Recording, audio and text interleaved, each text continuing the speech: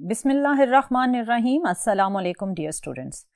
Dear student, आपने previous lecture में induced EMF और इंड्यूस्ड करंट को बड़ी डिटेल में स्टडी किया with different observations.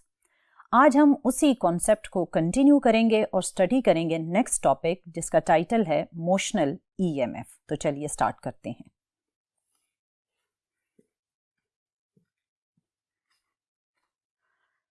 Dear student, जैसा कि मैंने आपको बताया कि आज का हमारा टॉपिक है मोशनल ईएमएफ। इस टॉपिक का जो सेकंड वर्ड है दैट इज ईएमएफ। अगर आप इसकी फुल फॉर्म लिखें तो ये है electromotive force, which is a force which can move the charges, या वो फोर्स जो चार्जेस को मूव कर रही हो। डियर स्टूडेंट, आपने प्रीवियस लेक्चर में इसकी डेफिनेशन पढ़ी थी और आपने इलेक्ट्रोमोटिव फोर्स को कुछ इस तरह डिफाइन किया था: The energy supplied to a unit charge by a battery। इसमें आपने वर्ड बैटरी यूज किया, यानी बैटरी ऐसा सोर्स था जो चार्जेस को फोर्स प्रोवाइड कर रहा था और सर्किट में मूव कर रहा था। आज के इस लेक्चर में हम इस बैटरी को रिप्लेस करेंगे बाय सम मैकेनिकल सोर्स।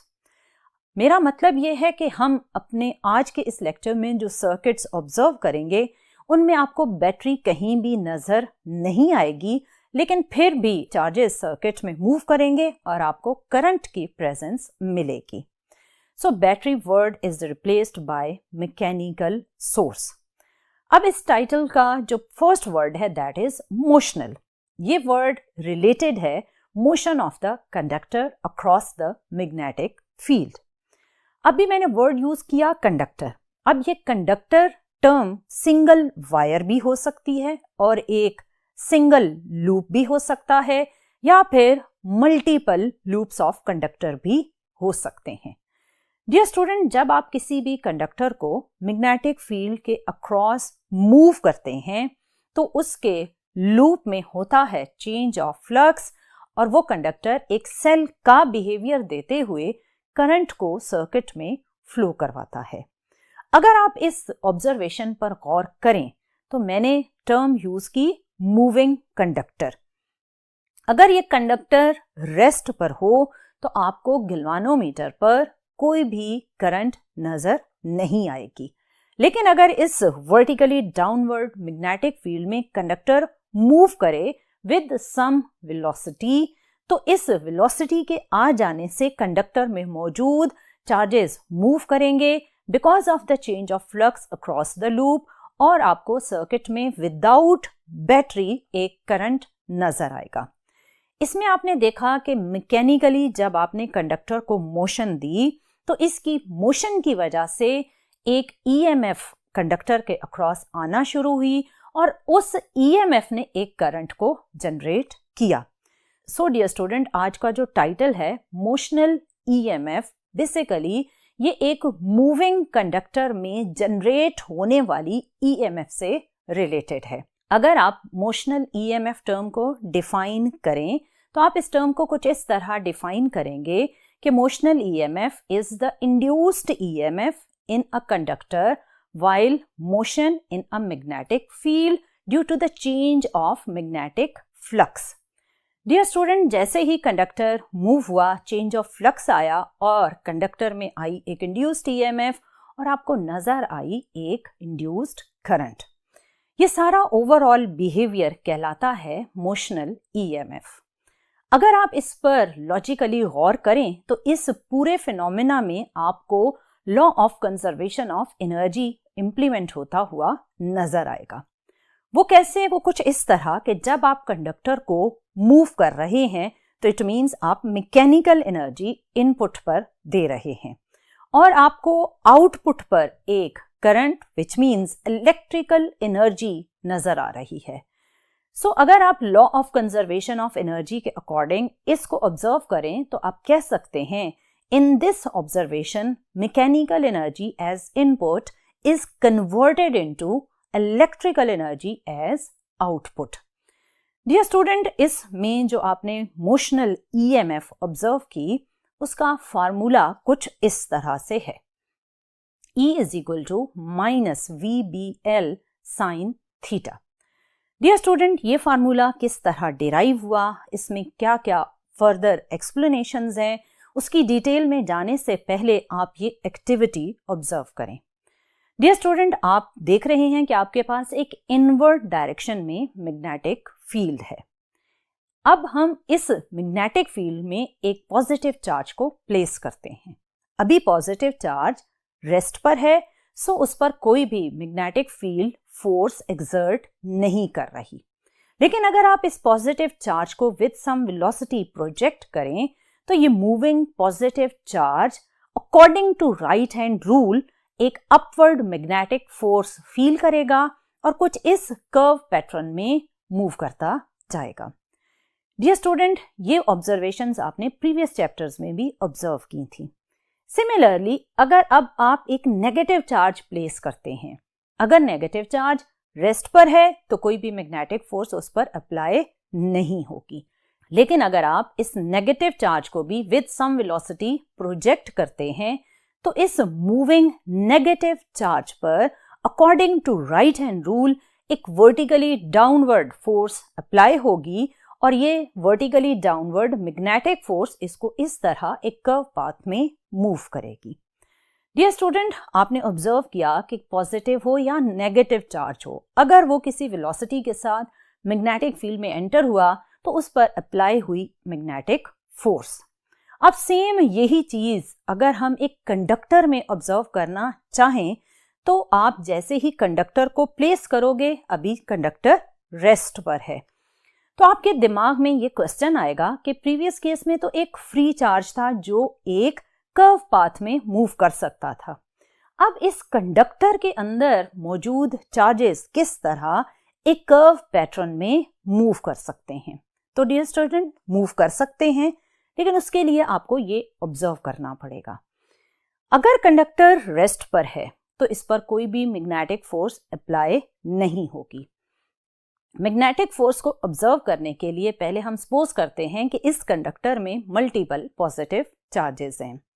इन मल्टीपल पॉजिटिव चार्जेस में से हम सिर्फ एक पॉजिटिव चार्ज कंसिडर करते हैं। जैसे ही कंडक्टर ने लेफ्ट टू राइट मूव करना स्टार्ट किया तो इस पॉजिटिव चार्ज पर अप्लाई होना शुरू हो गई मैग्नेटिक फोर्स। अगर आप कंडक्टर की मूवमेंट को स्टेप बाय स्टेप ऑब्जर्व करें तो ये पॉजिटिव चार्ज बिल्कुल प्रीवियसली डिस्कस्ड पॉजिटिव चार्ज की तरह ही मूव कर रहा है, लेकिन क्योंकि ये एक बाउंड पॉजिटिव चार्ज है तो जैसे ही आपने इस स्टेप बाय स्टेप ऑब्जर्वेशन को ड्रॉ किया तो ये तो बिल्कुल वैसे ही है जैसे आपने अभी एक पॉजिटिव चार्ज को विद वेलोसिटी v प्रोजेक्ट किया था। अगर आप इन दोनों सिचुएशंस के कर्व पाथ को कंपेयर करें तो दोनों सिचुएशंस का कर्व पाथ बिल्कुल एक जैसा है। सो डियर स्टूडेंट, जैसे ही कंडक्टर मूव करेगा तो पॉजिटिव चार्जेस अपवर्ड मूव करते हुए पॉइंट बी पर एक्यूमुलेट होना स्टार्ट हो जाएंगे। सिमिलरली, अगर हम ये सपोज करें कि इस कंडक्टर में नेगेटिव चार्ज है, सो जब ये कंडक्टर मूव करेगा तो negative charges vertically downward move करते हुए पॉइंट ए पर एक्यूमुलेट होना स्टार्ट हो जाएंगे। सो क्या होगा जब ये कंडक्टर मैग्नेटिक फील्ड में मूव करेगा तो इसका पॉइंट बी पॉजिटिव होना स्टार्ट हो जाएगा और पॉइंट ए नेगेटिव होना स्टार्ट हो जाएगा। सो आप कह सकते हैं कि कंडक्टर का पॉइंट बी इस वक्त एक हाई पोटेंशियल पर है और पॉइंट ए एक लो पोटेंशियल पर है। डियर स्टूडेंट, ये तो बिल्कुल एक सेल की तरह का बिहेवियर नहीं है, क्योंकि सेल का भी एक एंड होता है पॉजिटिव जिसे आप कहते हैं हाई पोटेंशियल और एक एंड होता है नेगेटिव जिसे आप कहते हैं लो पोटेंशियल। इसी कंडक्टर के साथ अगर आप एक वायर कनेक्ट कर दें तो ये कंडक्टर बिल्कुल सेल की तरह मूव करते हुए आपको एक करंट इंडिकेट करेगा। सो कंडक्टर का बिहेवियर बिल्कुल एक लाइव बैटरी की तरह का हो गया। इस लाइव सेल के दो एंड्स पर जो पोटेंशियल है उसे आप लिखेंगे VA एंड VB और इन दो पॉइंट्स का जो पोटेंशियल डिफरेंस बनेगा वो कहलाएगा delta V is equal to VB minus VA और ये पोटेंशियल डिफरेंस बेसिकली होगा induced EMF inside the conductor. Dear student, इस इंड्यूस्ड ईएमएफ की इक्वेशन को अब हम डिराइव करेंगे और इसकी डेरिवेशन और एक्सप्लेनेशन को ऑब्जर्व करने के लिए हम सिंगल पॉजिटिव चार्ज को अंडर ऑब्जर्वेशन रखेंगे। आपने इस कंडक्टर में एक सिंगल पॉजिटिव चार्ज को मैग्नेटिक फोर्स और इलेक्ट्रिक फोर्स के अकॉर्डिंग ऑब्जर्व करना है। डियर स्टूडेंट, पहले हम magnetic force on a single positive charge observe करते हैं। इसके लिए जो हम इक्वेशन यूज करेंगे वो है F = QV क्रॉस B। इसको अगर आप सॉल्व करें तो ये बनेगी F = QVB sin थीटा। इसमें जो थीटा है वो एंगल है between velocity of the conductor and magnetic field. अगर आप इस थीटा को ऑब्जर्व करें तो इस गिवन सिचुएशन में जो हम डिस्कस कर रहे हैं, इस सिचुएशन में वेलोसिटी ऑफ कंडक्टर का डायरेक्शन है इस तरफ और मैग्नेटिक फील्ड है वर्टिकली डाउनवर्ड। सो इन दोनों पैरामीटर्स में जो एंगल बन रहा है वो है 90 डिग्री। सो जैसे ही आप साइन 90 डिग्री को सॉल्व करेंगे तो मैग्नेटिक फोर्स की इक्वेशन बनेगी F = QVB। इसे आप इक्वेशन नंबर 1 कंसिडर करें। ये तो है मैग्नेटिक फोर्स की इक्वेशन। डियर स्टूडेंट, अभी मैंने आपको बताया कि जब आप कंडक्टर को मैग्नेटिक फील्ड के अक्रॉस मूव करते हैं तो उसका एंड B पॉजिटिव हो जाता है और एंड A नेगेटिव हो जाता है। ये पॉजिटिव और नेगेटिव एंड के बीच में अगर मैं इलेक्ट्रिक फील्ड को ड्रॉ करूं तो इलेक्ट्रिक फील्ड कुछ इस तरह from positive to negative and draw होगी। अगर ये electric field inside the conductor exist कर रही है तो इसका मतलब है कि फिर उस पॉजिटिव चार्ज पर एक इलेक्ट्रिक फोर्स भी अप्लाई होगी और ये electric force on positive charge act करेगी वर्टिकली डाउनवर्ड। आपने प्रीवियस ऑब्जर्व किया था कि मैग्नेटिक फोर्स थी vertically upward from point A two point B, लेकिन जो इलेक्ट्रिक फोर्स है वो है vertically downward from point B two point A। और इलेक्ट्रिक फोर्स को अगर आपने कैलकुलेट करना है तो इसके लिए जो आप इक्वेशन यूज करेंगे वो है F = QE। इसमें जो E है वो है स्ट्रेंथ ऑफ इलेक्ट्रिक फील्ड और F है इलेक्ट्रिक फोर्स। डियर स्टूडेंट, ये दोनों फोर्सेस आपके पॉजिटिव चार्ज पर अप्लाई होंगी। अब यहां आपने बात ध्यान से सुननी है कि जब पॉजिटिव चार्ज इस मैग्नेटिक फील्ड में दोनों फोर्सेस के अंडर मूव करता है तो magnetic force through out constant रहती है, क्योंकि मैग्नेटिक फोर्स डिपेंड कर रही है velocity of the conductor and strength of magnetic field.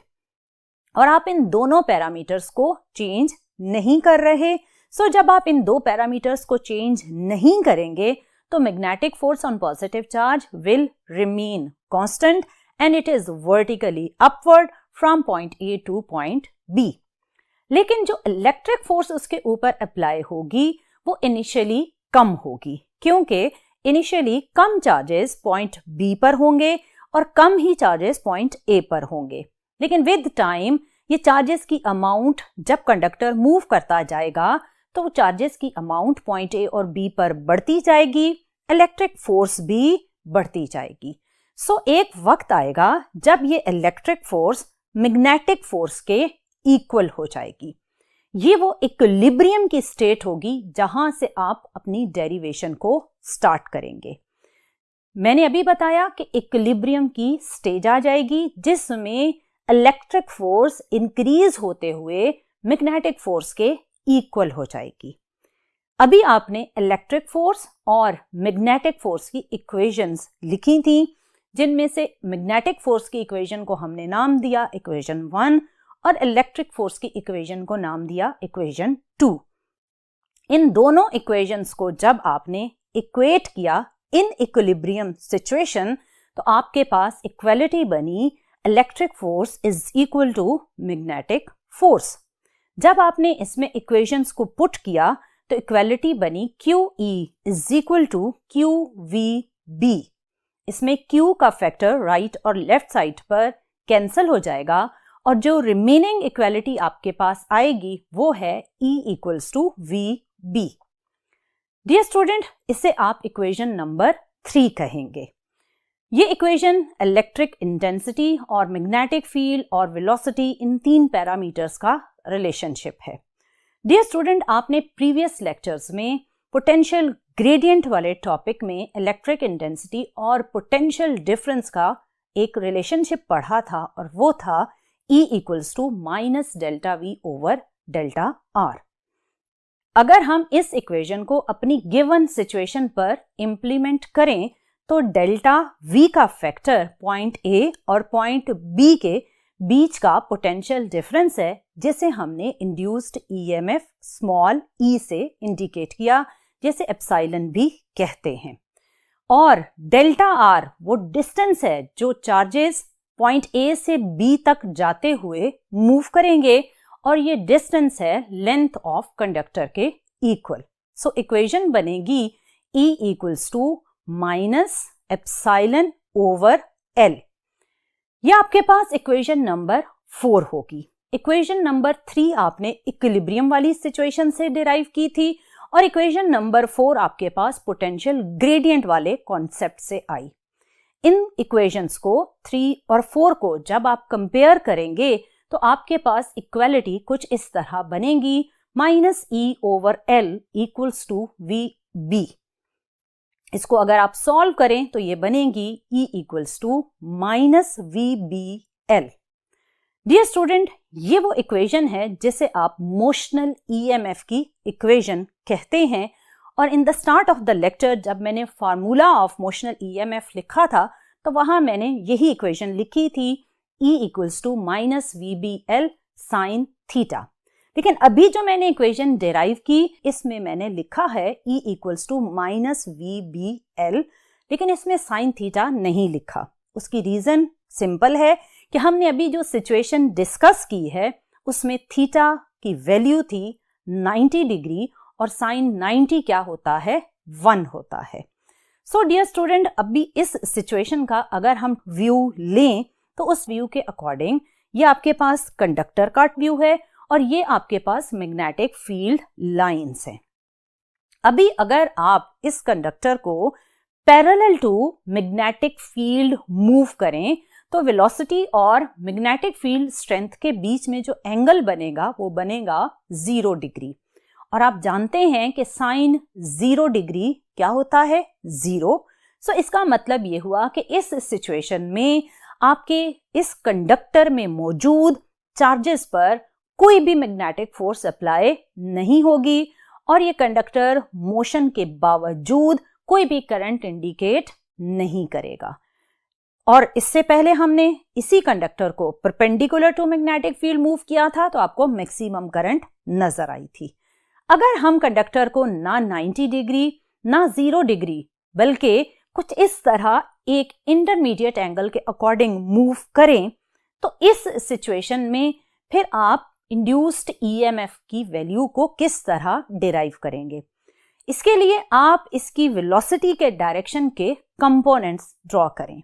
आपने Vx और Vy को ड्रॉ किया तो इन दोनों कंपोनेंट्स को जब आपने ऑब्जर्व किया तो आपको नजर आया कि Vx parallel to magnetic field है, सो Vx कोई भी इंड्यूस्ड करंट जनरेट नहीं करेगा। और दूसरा component Vy perpendicular to magnetic field है, सो ये कंपोनेंट बेसिकली इंड्यूस्ड EMF या मोशनल EMF को जनरेट करेगा। सो इस सिचुएशन में अगर आप इंड्यूस्ड EMF की इक्वेशन लिखेंगे तो वो इक्वेशन बनेगी E equals to minus VBL sine theta और इसमें थीटा की आप वो पर्टिकुलर वैल्यू पुट करेंगे जिस पर वो कंडक्टर मूव कर रहा होगा। अगर थीटा की वैल्यू 90 होगी तो ये इक्वेशन बनेगी सिंपल माइनस VBL और अगर थीटा की वैल्यू 0 डिग्री होगी तो ये इक्वेशन 0 इंड्यूस्ड EMF जनरेट करेगी और अगर इस थीटा की कोई और इंटरमीडिएट वैल्यू होगी तो उसके अकॉर्डिंग आपको इंड्यूस्ड EMF मिलेगी। डियर स्टूडेंट, अगर आप इस टॉपिक के लास्ट पैराग्राफ को ऑब्जर्व करें तो उस पैराग्राफ में आपके इक्विलिब्रियम के डिस्टर्ब होने, किस इक्विलिब्रियम के, मैग्नेटिक फोर्स और इलेक्ट्रिक फोर्स के इक्विलिब्रियम के डिस्टर्ब होने या उसके बैलेंस में वेरिएशन के बारे में एक बात लिखी हुई है। अब हम उस लास्ट पैराग्राफ को समझते हैं। डियर स्टूडेंट, आपके पास ये कंडक्टर था जिसको आपने जब एक लूप की फॉर्म में across the magnetic field connect किया तो वो लूप है ABCDA। अब इस लूप में अगर हम पॉजिटिव या नेगेटिव चार्जेस की ऑब्जर्वेशन करें तो जब ये कंडक्टर मूव करता है तो पॉइंट B पर आते हैं पॉजिटिव चार्जेस, पॉइंट A पर आते हैं negative charges. So initially electric force increase होगी और एक मोमेंट आएगा जब इलेक्ट्रिक फोर्स मैग्नेटिक फोर्स के इक्वल हो जाएगी। जब ये दोनों फोर्सेस इक्वल हो गई तो इसके बाद क्या हुआ? इसके बाद ये होगा कि जैसे पॉजिटिव चार्जेस पॉइंट B से एक लूप में मूव करना शुरू हुए तो पॉइंट B का पॉजिटिव पोटेंशियल कम होना शुरू हो गया। जैसे ही ये पोटेंशियल कम हुआ तो इलेक्ट्रिक फील्ड की वैल्यू कम हुई, सो इलेक्ट्रिक फोर्स की वैल्यू भी कम हो गई। लेकिन जब ये पॉजिटिव चार्ज BCDA पर पहुंचेगा तो A से उसने दोबारा B की तरफ मूव करना है। सो A से B की तरफ मूव करने में उसको स्ट्रॉन्ग मैग्नेटिक फोर्स एक पुश प्रोवाइड करती है और इस स्ट्रॉन्ग मैग्नेटिक फोर्स की हेल्प से वो इस लूप में एक कंप्लीट पाथ जनरेट कर सकता है। सो ओवरऑल एक स्ट्रॉन्ग मैग्नेटिक फोर्स है जो as a net force behave कर रही होती है और करंट फ्लो के प्रोसेस को कंटिन्यू करवाती है और उस वक्त तक कंटिन्यू रखती है जब तक कंडक्टर मूव करता रहता है।